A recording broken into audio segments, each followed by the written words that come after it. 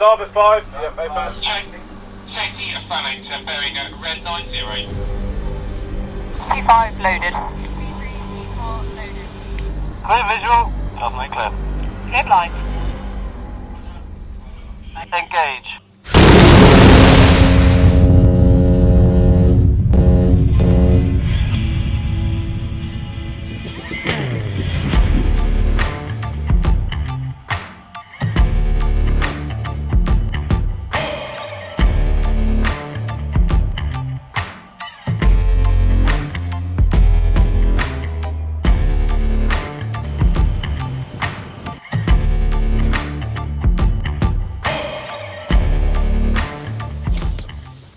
Not Captain. Good to see you again. How are you?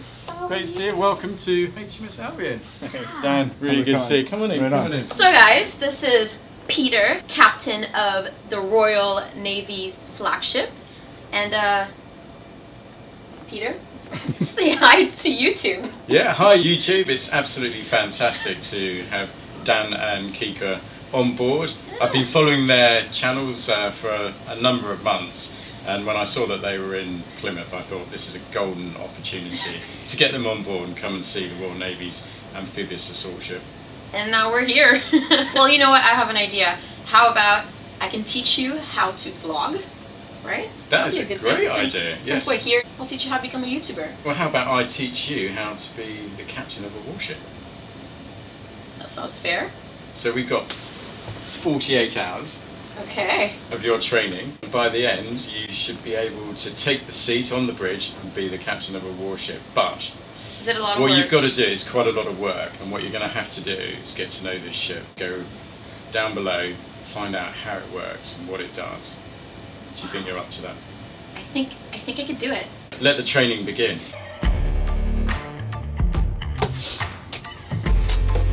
You remember which way it is? So. Nope. That way. Again. That way. That's the second time this happens. So, that way. That way. Oh, opens out.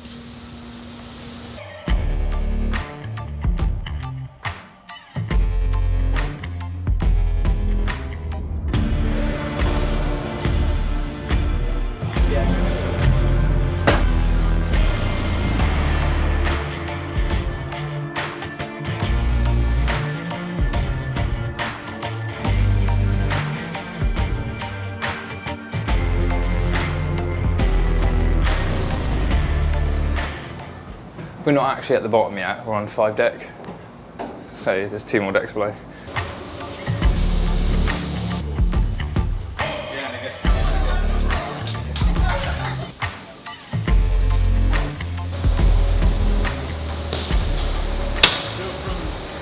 There's a couple of these doors. We've passed these yellow and black striped doors, and we always kind of wondered what they were. We finally asked. These separate us from high voltage room because, as we just found out, it's actually a hybrid boat. It has electric drives that spin the props, and then has massive diesel generators that generate the power for those. And then to slow down, they can actually use the regen from the electric motors and get some of that power back. Oh, these are the electronic ones? Yeah, exactly. Yeah, okay. Yeah. So Sweet. Yeah, I've used these before at a gun range. Yeah, supersonic hearing now. Yeah. So I'll be shouting at you and you'll be like, it's alright.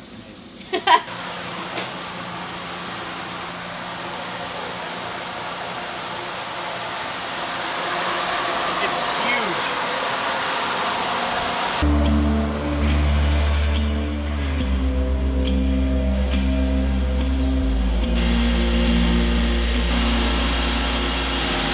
So that's your giant generator? Yeah, that's 16 cylinder, massive diesel generator, very similar to what we got on the civilian ship. Wow. That's twin turbo. I don't know what we're yelling about!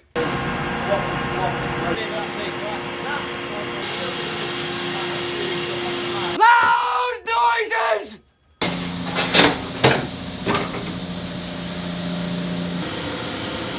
6,600 volts. Yeah. And that's DC or AC? AC. Okay. it's like hitting it with electricity when it needs it, rather than always being there. Yeah, pretty much. Yeah. So we just basically create a movable magnetic field, Right. that then drives around the shaft. Okay. This is why we call it a synchro drive. Right. That's actually more similar to ours than I thought. We have a CPEX motor, Right. so that the armature only is like 12 volts, and then the field is like 48. Yeah. And the field is what varies to get to the armature. Yeah. It's when the armature almost stays at the constant voltage all Very the time. similar, yeah. That's crazy. Yeah. See, we have the same motor. Yeah. This is just what you say, a million A times million more times powerful. more powerful. You can't just unplug it. Well, that was fun. You couldn't hear anything. I think Kika's gonna, what do you call it, caption this. And it's just gonna be diesel motor, blah, blah, blah, wires, blah, blah, blah, pipes, blah, blah, blah. It was way too loud in there, I think, to get any kind of audio explanation of what it is. But yeah, basically it's the same, in a nutshell, it's the same setup we have. Got a big electric motor that propels the actual prop shaft and prop, and they can use electronic throttles to go forward and reverse, but then they have 2 massive generators and 2 smaller generators as backup. It's pretty cool, and then a bunch of inverters and converters and ways of bringing that 660 volts AC down into DC and everything else. It's amazing. So we are climbing back up from the engine room, which is, I believe, the lowest point of the ship that we can physically go in. Which is pretty cool. A lot of noise, so we couldn't really hear anything. We were sitting down there, but now we are slowly working ourselves upwards. It's a lot of up from here.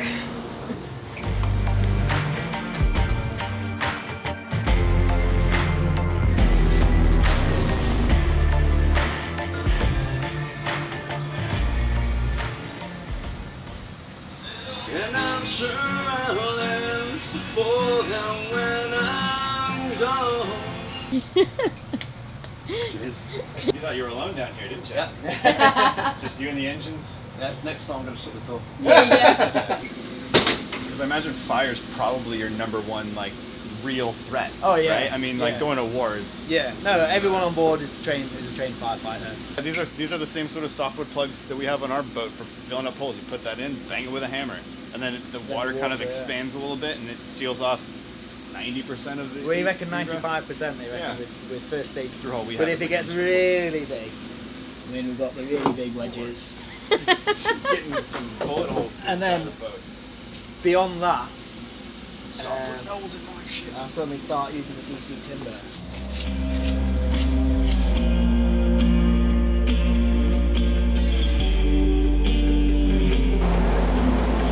We just made it to the well dock, which is basically a giant garage for all the landing crafts that come on the ship. So it's a pretty important aspect of the HMS Albion, but I don't know much about it. So we're just waiting for somebody to come down to explain it a little bit more. All I can say is that this place is huge.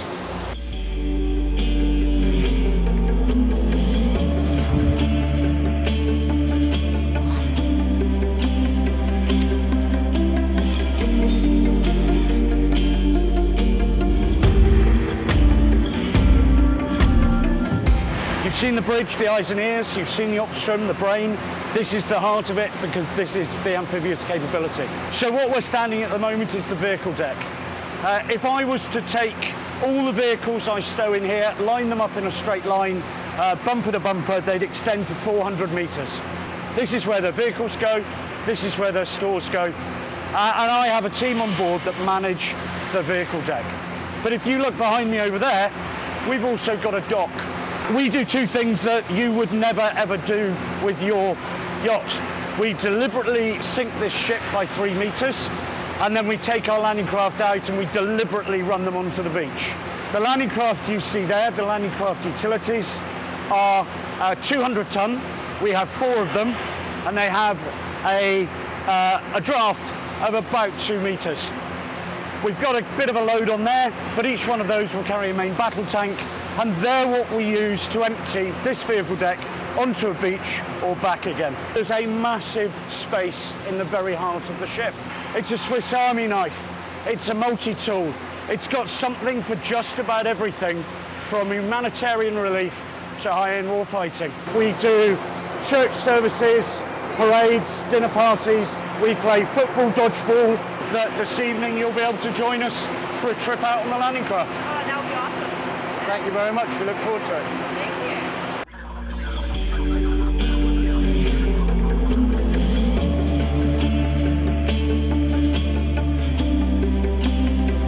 I see we're now on the opposite side anyway, yeah, so this is all the different messes as well. Is a mess another word for cabin? Well, it's more like a communal space as well as like they have their accommodation in there as well. But like see like the Marines and whatnot, they'll customise their doors and whatnot a lot better and stuff like that.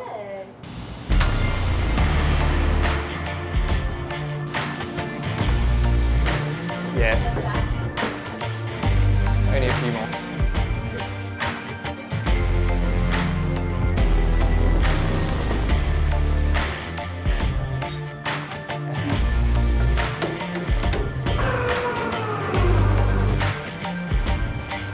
All right, buddy.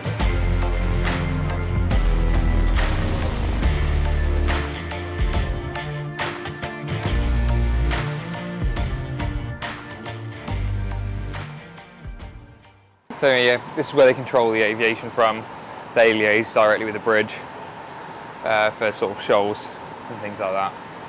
This is where all the helicopters land, and if you have medics coming in, picking up Yeah, people. Kazakhs, things like that, yeah.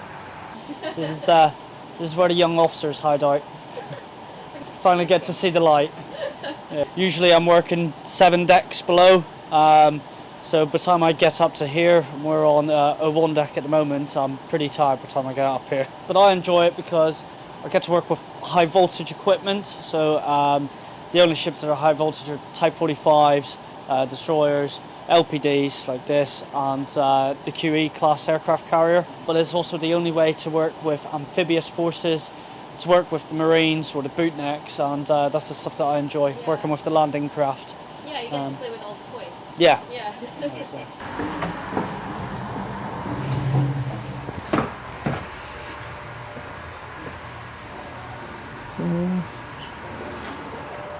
We've got magazine complex on board, a stock of ammunition, Yeah.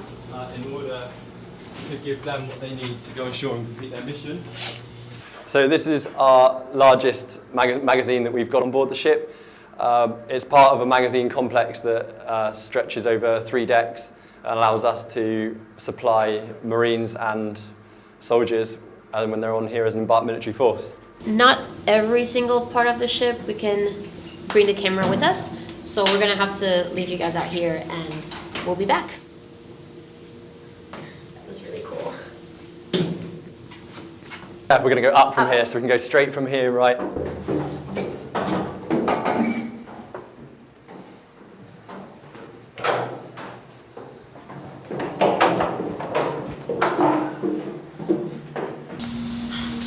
So we're heading back to the bridge because we're having a gunnery drill happening in a few minutes. Somebody has reminded the whole of the upper deck remains outbound store personnel not involved in the gunnery serial. Well, we've always seen these military practice zones pop up on the charts from time to time, but we've never actually really known exactly what they were for. And it turns out we're in one practicing. It's basically a range, and they'll call on the VHF to, warn any yachts in the area, but they also make sure they have like a big 6-mile range around it for safety. So right now we're waiting for a cargo ship to go through before they start the next drill.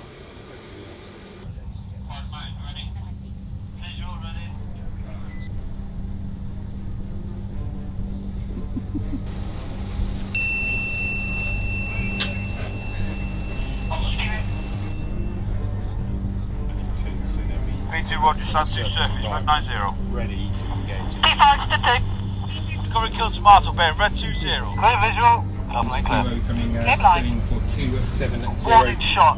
Single shot. Engage. P5 loaded. P2 covering kill tomato with 30 degrees left and on side. Visual copy. All 20. Starting to keep it at 15. East to 15. Firing run. Permission to carry on with the practice. P2 loaded. Visual. Once they're steady on course, intention will be to use. Engage.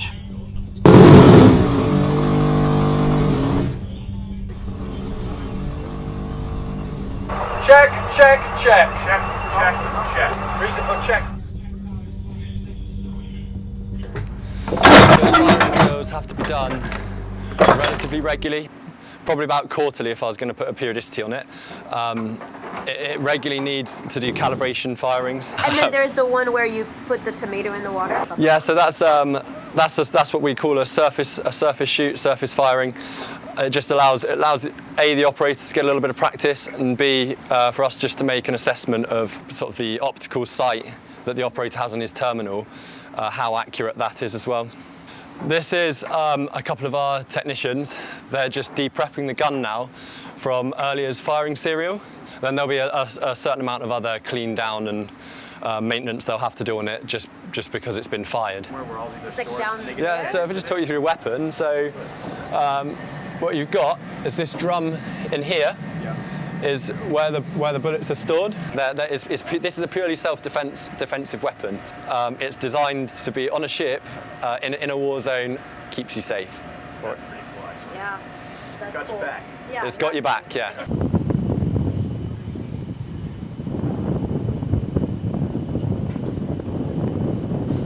I did the same thing. Who's chain there? So these are 20 mils.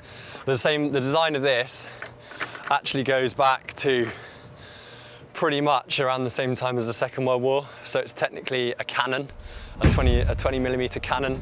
Oh wow, it has like a. Can I see through this? Yeah. You're tall enough. Right. Oh, it can go my level. Oh whoa, that's so cool.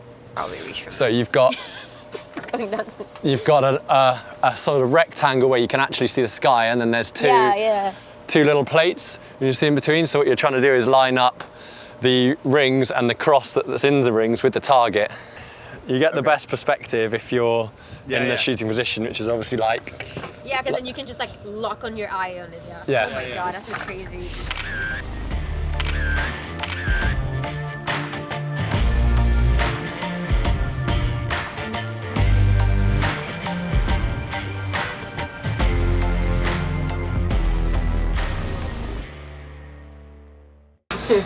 Ours.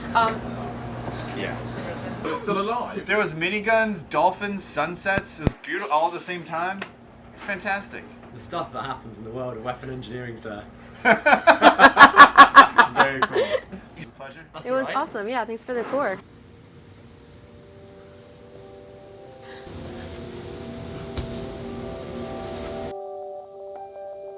So we just finished dinner and we're heading all the way back down to the belly of the beast. But it's a little bit creepier at night because all the lights are turned off.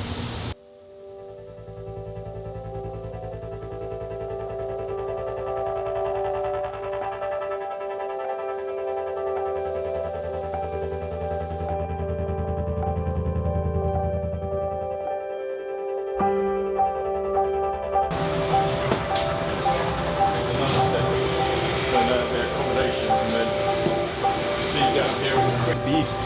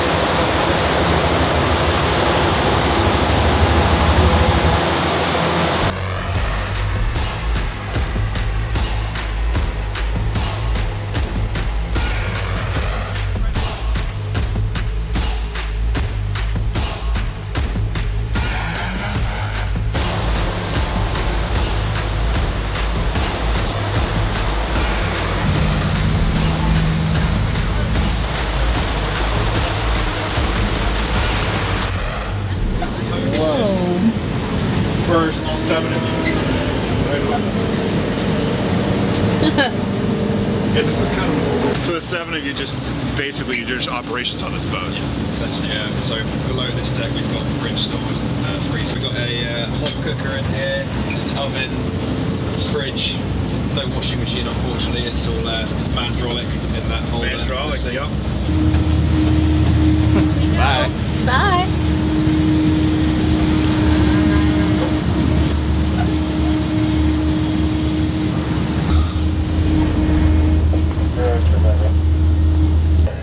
Ah, then this is it. Yeah, apparently. Oh, that's easy. Whoa, calm down, man.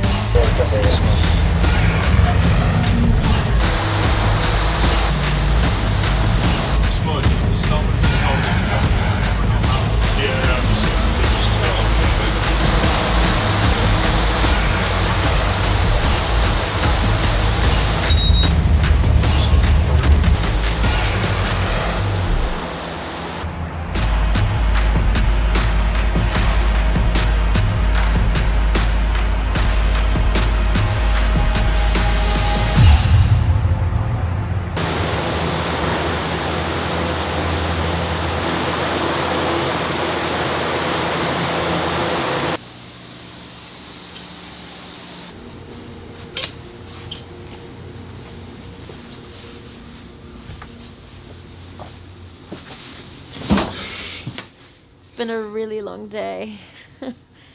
There's no way I can learn all of this in one day. Are you going to leave me some space?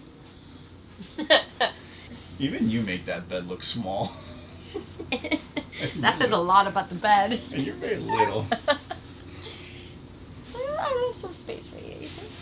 Nah, we'll be alright. We'll be okay.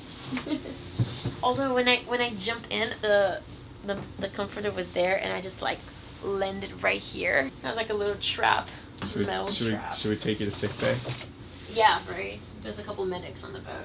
I'm sure I'll get free healthcare.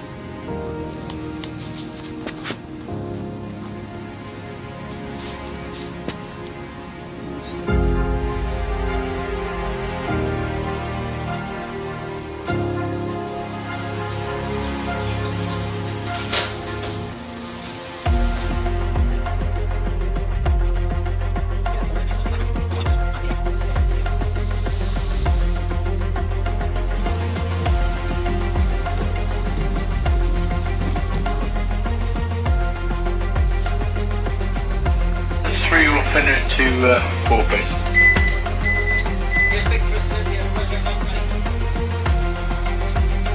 Kika. So, is this it? Is this the chair? Are you ready? I think so. There's only one way to find out.